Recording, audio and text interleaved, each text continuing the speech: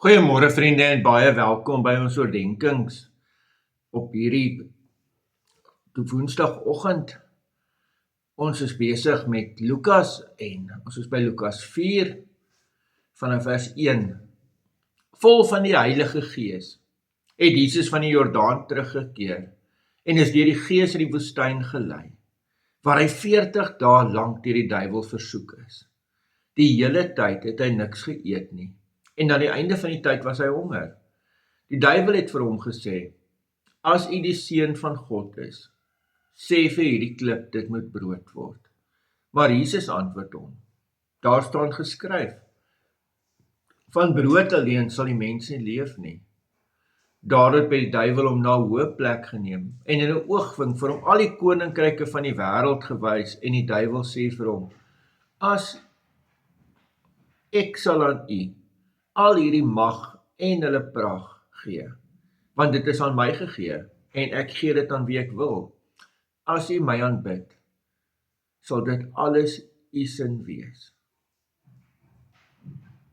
Maar Jesus antwoord hom, daar staan geskryf, die Here jou God moet jy aanbid, en hom alleen dien. En die duiwel het hom na Jerusalem geneem, en op die hoogste punt van die tempelgeboue laat staan. Toe sê hy vir hom, as u die seun van God is, spring hier af. Daar staan immers geskryf, hy sal sy engele opdrag oor jou gee om jou te beskerm, en ook op hulle hande sal hulle jou dra, sodat jy nie dalk teen 'n klip jou voet stamp nie. Maar Jesus antwoord hom, die skrif sê ook, jy mag die Here jou God nie versoek nie. Die duiwel het nadat hy met al hierdie versoekings klaar was, vir 'n tyd lank van Jesus weggebly. Geliefdes, ons lees tot sover. Dit 'n paar baie belangrike goed wat ek en jy in hierdie teks moet hoor.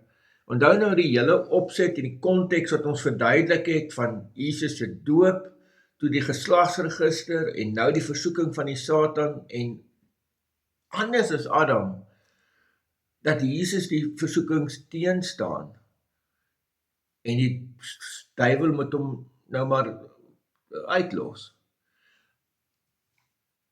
Die eerste ding wat ons lees, en dit is baie belangrik, in vers 1, is vol van die Heilige Gees.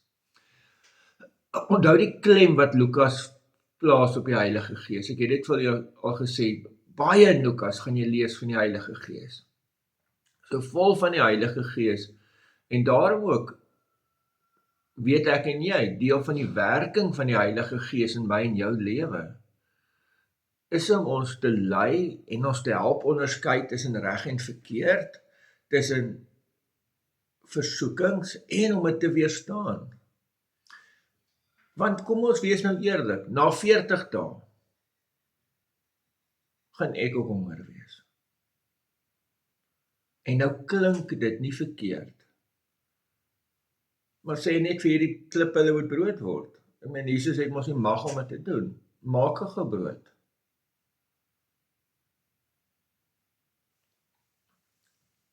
Maar Jesus sê, daar staan ook geskryf. Hy antwoord hom uit die skrif uit.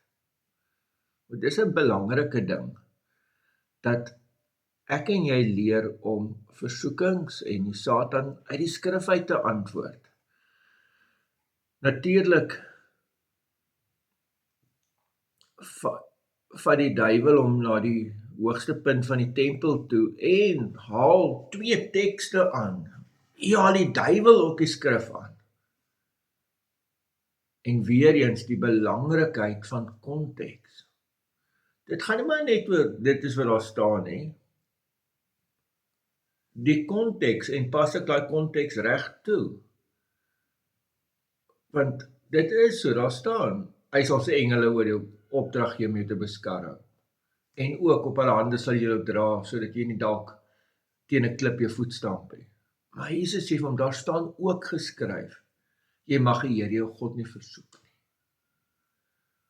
Nee, so die Heilige Gees leer ons ook hoe om die skrif te gebruik.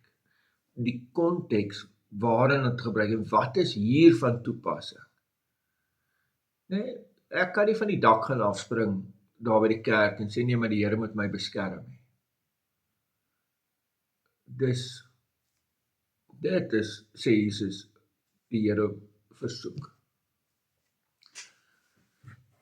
So wat leer ek en jy? Weerstaan die Satan. Jesus het vir ons gewys, ons kan dit doen.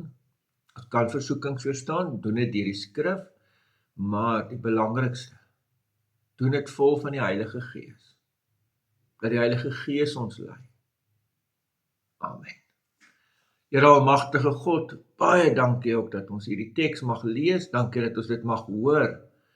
En ja, Here, vul ons met die Heilige Gees, sodat ons sal weet wat is reg, wat is verkeerd, en dat ons die regte goed sal doen, en van die verkeerde goed sal wegvlug, in die naam van ons Here Jesus Christus. Amen. Vriende, mag jy baie mooi, mag jy baie geseënde dag hê. Totsiens.